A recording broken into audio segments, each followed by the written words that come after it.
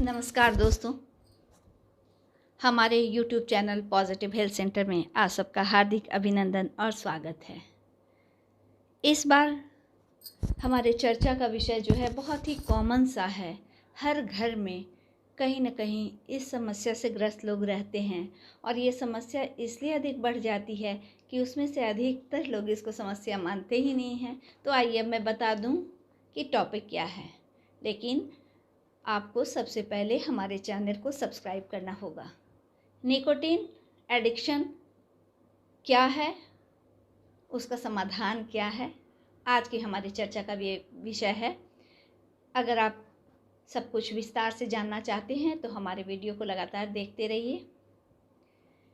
Nicotine एक रासायनिक तत्व है, एक ऐसा केमिकल है जो बहुत ही पॉइजनस और ख़तरनाक है। हालांकि हर समय ये पॉइजनस या ख़तरनाक नहीं होता है। अगर इसको लिमिटेड डोज में सही तरीके से दिया जाए मेडिसिनल तरीके से तो कुछ बीमारियों के इलाज में भी काम आता है, जैसे अल्जाइमर डिजीज़, पार्किंसंस डिजीज़ वगैरह में एज ए मेडिसिन इसको यूज किया जाता है। लेकिन मैं आज उस विषय में नहीं, मैं आज बात करने जा रही हूँ तंबाकू से संबंधित। तंबाकू एक पौधे की पत्ती होती है जिसमें निकोटीन की मात्रा होती है और वो निकोटीन जो व्यक्ति लंबे समय तक लगातार यूज करता होता है तो उसमें बहुत तरह की समस्याएं आ जाती हैं। ये एडिक्शन का रूप कैसे ले लेता है और क्या इसका समाधान संभव है, इन सब विषय पे मैं चर्चा करूँगी। तो निकोटीन, जैसा कि मैंने पहले ही कहा कि ये एक पौधे के पत्ता है जिसको तंबाकू कहते हैं।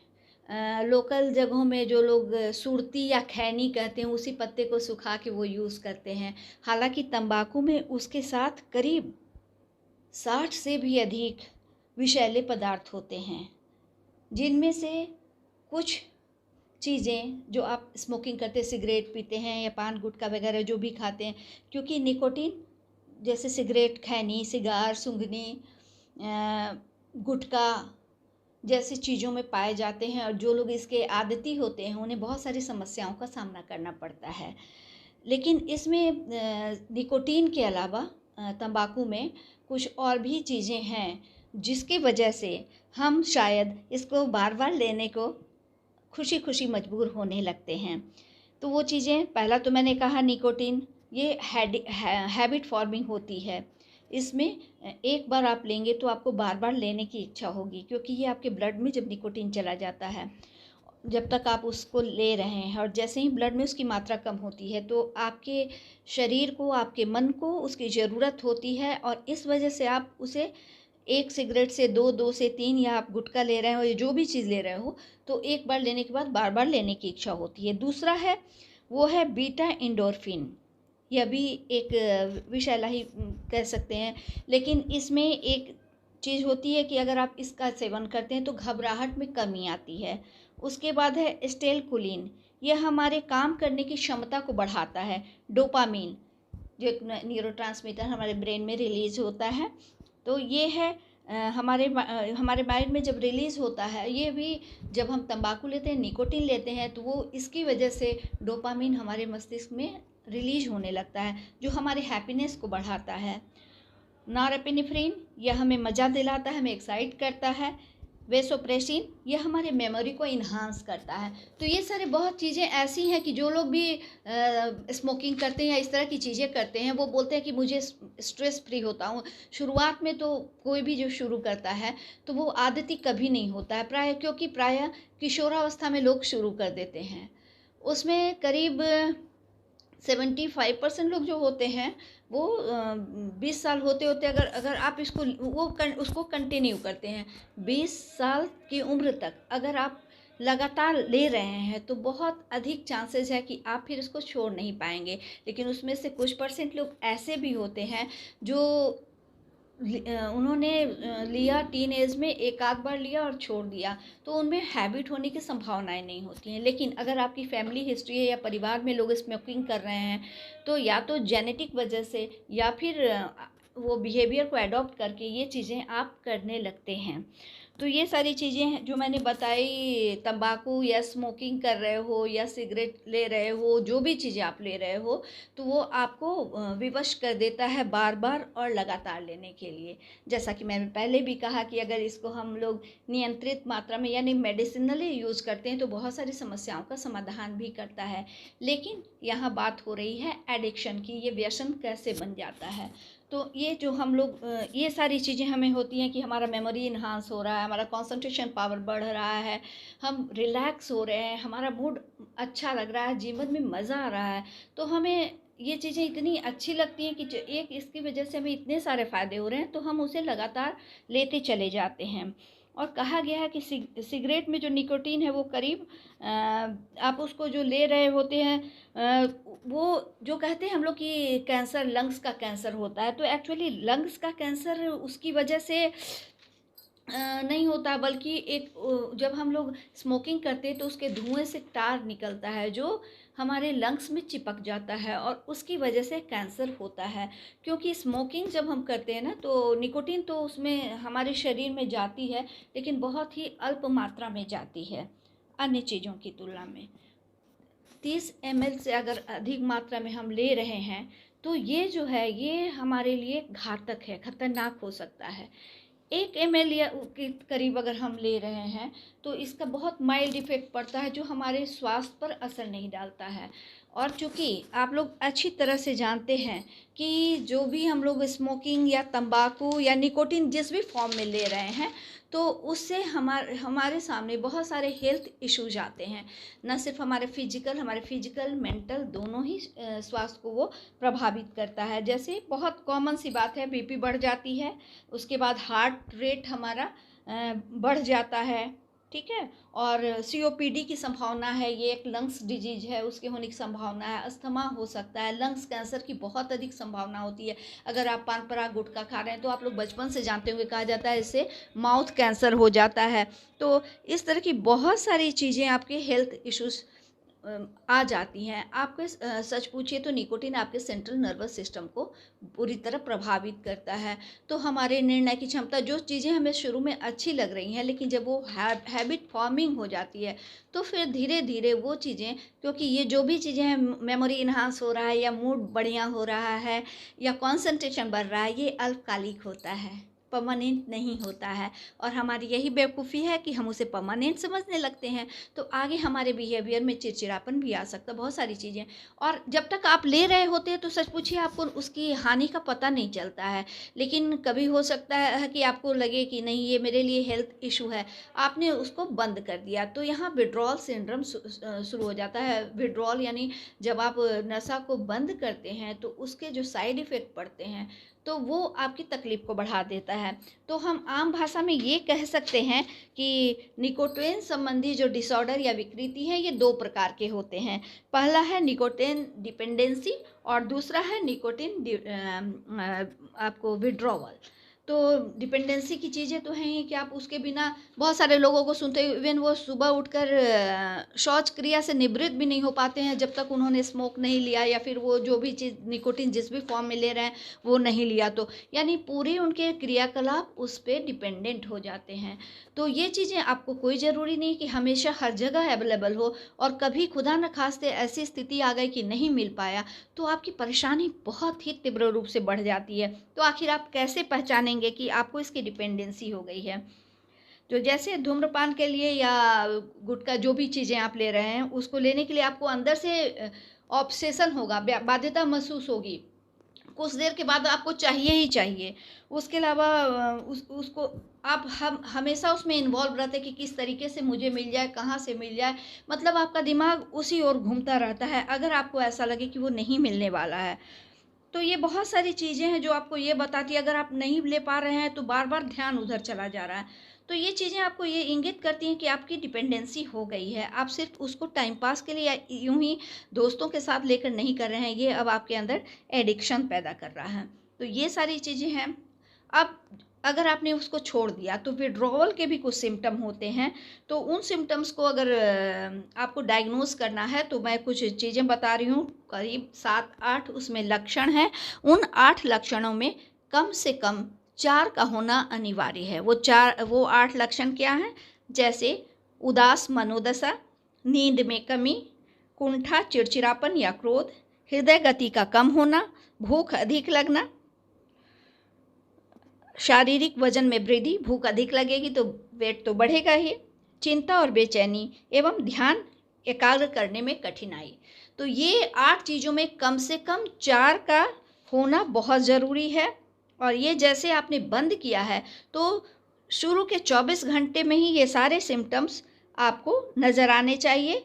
इन लक्षणों का सिर्फ सिम्टम्स से मतलब नहीं है, ये सिम्टम्स जब आपके दैनिक दिनचर्या को बाधित करने लगें, आपके डेली रूटीन डिस्टर्ब होने लगें और आप अपनी कोई भी जिम्मेवारी का निर्वहन नहीं कर पा रहे हों इसकी छोड़ने की वजह से, एवं ये जो भी लक्षण हैं ये किसी भी मानसिक रोग के प्रत्यक्ष या परोक्ष रूप से लक्षण ना हो, क्योंकि डिप्रेशन, एंग्जाइटी वगैरह में भी ये सारे सिम्टम्स होते हैं। तो वो चीज़ें आपकी नहीं हो, उन मानसिक साइकियाट्रिक डिजीज़ नहीं होने के बावजूद अगर ये सारे सिम्टम्स हैं और आपने अभी छोड़ा है तो आप समझ जाइए कि ये विड्रॉल का सिम्टम है। फिर भी घबराना नहीं चाहिए। शुरू के 2-3 दिन अगर आपने उसको कंट्रोल कर लिया तो आप बहुत अच्छे से हैंडल कर सकते हैं, क्योंकि विज्ञान भी ये कहता है कि शुरुआती तौर पे एक्चुअली जब उसके लिए क्रेविंग, जैसे नशे की तीव्र जो इच्छा होती है, तो वो शुरू के 2-3 दिन में आप अगर उसको चैलेंज को स्वीकार कर लेते हैं तो आप काफ़ी हद तक उस पर कंट्रोल कर सकते हैं, क्योंकि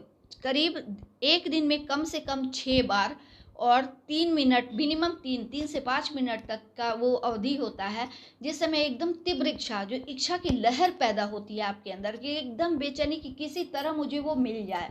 तो इस समय को अगर आप चैलेंज को एक्सेप्ट करेंगे कि मैं इससे लड़ सकता हूँ, कितनी भी स्थिति गड़बड़ हो जाए मैं नहीं लूँगा, तो 3-4 दिन के बाद धीरे धीरे आपके ब्लड में जो वो चूँकि निकोटीन की आदत हो गई थी उसकी मात्रा कम हो गई थी, तो इसकी वजह से फिजिकल आपको और मेंटल प्रॉब्लम्स हो रहे थे, तो वो धीरे धीरे आपका बॉडी उसको एडजस्ट करने लगता है, तो प्रॉब्लम्स नहीं आती है।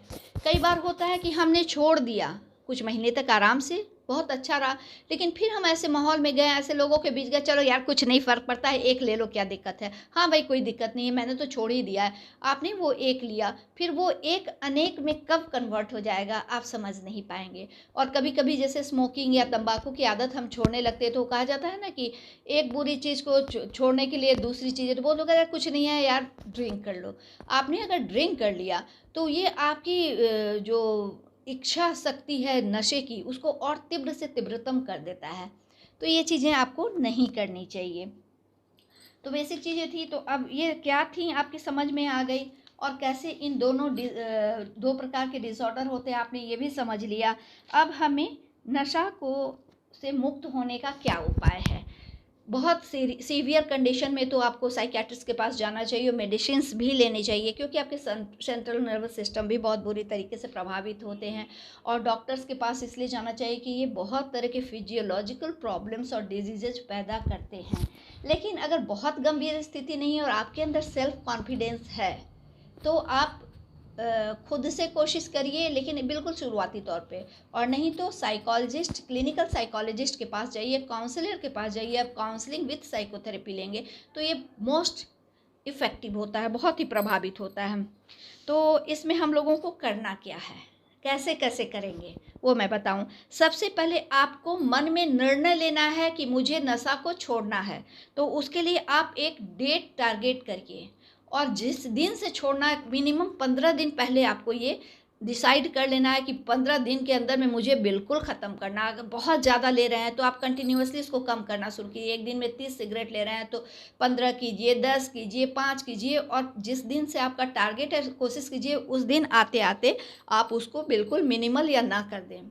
पहली बात ये, और डेट भी ऐसा डिसाइड कीजिए जिसका इमोशनल वैल्यू हो, यानी आपके कोई बहुत अपने जिसका आपके जीवन में बहुत इंपॉर्टेंस है, या खुद अपना, तो उनका कोई इम्पॉर्टेंट डे हो, जैसे बर्थडे हो, एनिवर्सरी हो, या कुछ ऐसी चीज़ें जो आपकी लाइफ में बहुत इमोशनल वैल्यू रखती हैं। अगर वैसा डेट रहे तो ये आपको और भी अंदर से मोटिवेट करेगा इस अच्छे काम के लिए। दूसरी बात यह है, दोस्तों की वजह से जब आपने नशा शुरू कर दिया तो आपको उन दोस्तों से या अच्छे दोस्तों से आपको ये बात खुल के कहनी होगी कि जैसे नशा दिलाने में मेरी आपने मदद की, अब मेरे नशा छुड़ाने में आपको सपोर्ट करना है। अगर अच्छे दोस्त हों और वो सपोर्टिव रोल प्ले करें, क्योंकि साइकोथेरेपी भी होता है तो उसमें फैमिली और ग्रुप थेरेपी वगैरह हम लोग देते हैं, और जितने आसपास के लोग, अगर जितने लोगों को हम लोग इन्वॉल्व कर लें तो ये काम बहुत सहजता से हो जाता है। तो आपके दोस्तों से भी आपको कहना होगा खुलकर कि आपको इसमें सपोर्ट करें। अब मान लीजिए आपने छोड़ दिया, चलो यार एक बार ले लो कोई दिक्कत नहीं, तो इस तरह के दोस्त दोस्त नहीं दुश्मन हो जाते हैं, तो वो आपके लिए साथ सपोर्टिव रोल प्ले करें।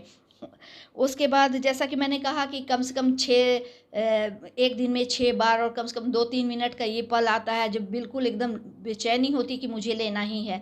उस पल में आप अपने दिमाग को डाइवर्ट करें, उस नशा को छोड़ के कुछ अच्छा, कुछ हेल्दी सा चीज़ उसमें आप आदत, मतलब एक बुरी हैबिट की जगह पे एक अच्छी हैबिट को डाल लें, तो ये भी आपको बहुत सपोर्ट करेगा। तीसरा, अपने घर, कार्यस्थल या आसपास के जो लत बढ़ाने वाले माहौल है उसको परिवर्तित करने की कोशिश करिए। अगर नहीं संभव है तो वैसे माहौल से यथासंभव बचिए। एम्प्टी हैंड आदत हो जाती है, पिए जा रहे हैं, तो एक उसको हम लोग थेरेपी की तरफ यूज करते हैं कि आपकी आदत हो गई तो बस यूं ही ऐसे ऐसे करिए, या फिर इसी हाथ में कुछ अच्छी सी चीज़, जूस का एक ग्लास ले लीजिए या कुछ इस पानी पीजिए, मैक्सिमम आप वाटर लीजिए। तो ये सारी चीज़ें धीरे धीरे आपको सुन के लग रही है बड़े ऐसा कैसे होगा, लेकिन आप इसको रेगुलर फॉर्म पे करेंगे, रेगुलर नियमित रूप से करेंगे तो 100% आपको सक्सेस मिलेगी। ट्रिगर मोमेंट, अगर आपको कोई खास टाइम, जैसे वह ब्रेक टाइम में आप ज़्यादा लेते हो, इस तरह की चीज़ें हो, ऑफिस में गए ब्रेक टाइम हुआ या लंच टाइम हुआ उस समय आप लेते हो, तो उस टाइम में भी फिर आपको वही काम करना है कि उस टाइम में जिसमें समय आप लेते थे कुछ बिल्कुल डिफरेंट कर दीजिए, बिल्कुल चेंज कर दीजिए, उस जगह पे नहीं या उस चीज़ों को नहीं, या कुछ उसकी जगह हेल्दी चीज़ें शुरू कर दीजिए। आप अपनी हेल्दी लाइफ स्टाइल शुरू कीजिए, योगा, मेडिटेशन, मॉर्निंग वॉक, ये सारी चीज़ें अपनी लाइफ में इन्वॉल्व कीजिए अनहेल्दी और बैड हैबिट की जगह पे। उसके बाद एडिक्शन अगर बहुत पुराना हो गया है तो इस पुराने गंदे हैबिट से नाता तोड़िए, जो मैंने अभी जस्ट कहा, और कुछ हेल्दी से बिहेवियर या हैबिट से अपना गहरा नाता जोड़ लीजिए। एक बड़ा इम्पॉर्टेंट टिप है कि नशा छोड़ने के क्या क्या फ़ायदे हैं, आप एक जगह लिख लीजिए 1 2 3 जितने भी पॉइंट्स हैं, और ऐसे जगह पे उसको लगा दीजिए कि आते जाते सोते उठते मैक्सिमम टाइम आपका ध्यान उस पर जा रहा है। तो ये इनडायरेक्ट वे में आपके ब्रेन को मोटिवेट करेगा नशा को छोड़ने के लिए। और नौवां लास्ट जो है वो है कि आपको उस कारण पे वर्क करना होगा। हर चीज़, अच्छी आदत हो या बुरी आदत हो, जब भी हमने पहली बार शुरू की हो, कुछ ना कुछ कारण, जैसे ज़्यादातर लोग कहते हैं मुझे बहुत स्ट्रेस हो रहा था, मुझे टेंशन होता था, मैंने लिया तो आराम मिल गया। जो लोग गुटखा वगैरह खाते हैं वो बताते हैं कि दांत में दर्द होता था तो किसी ने कहा कि लो, मैंने जब लिया तो फ़ायदा हुआ।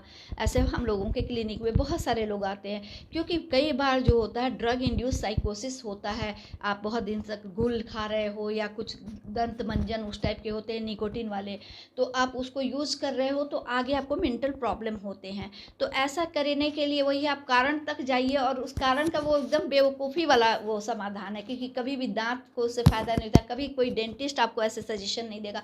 तो इस तरह के कारण में जाकर उससे दूर होने की कोशिश कीजिए, और वो तब संभव होगा कि आपके अंदर एक जज्बा हो कि कुछ भी हो जाए मैं हार नहीं मानूंगा, मैं हार नहीं मानूंगी, मुझे इसको ख़त्म करना है बुरी आदत को। अगर आप ऐसा कर लेते हैं तो 100% आप नशा मुक्त हो सकते हैं। ये मेरा बिल्कुल आप लोगों से पक्का मैं वादा करती हूँ कि आप ऐसा करिए तो आपको पक्का हमेशा के लिए मुक्ति मिल जाएगी। अगर आपको इस तरह के वीडियोस अच्छे लगते हैं तो लाइक कीजिए, अधिक से अधिक लोगों को शेयर कीजिए ताकि अधिक से अधिक लोग लाभान्वित हों। Thank you.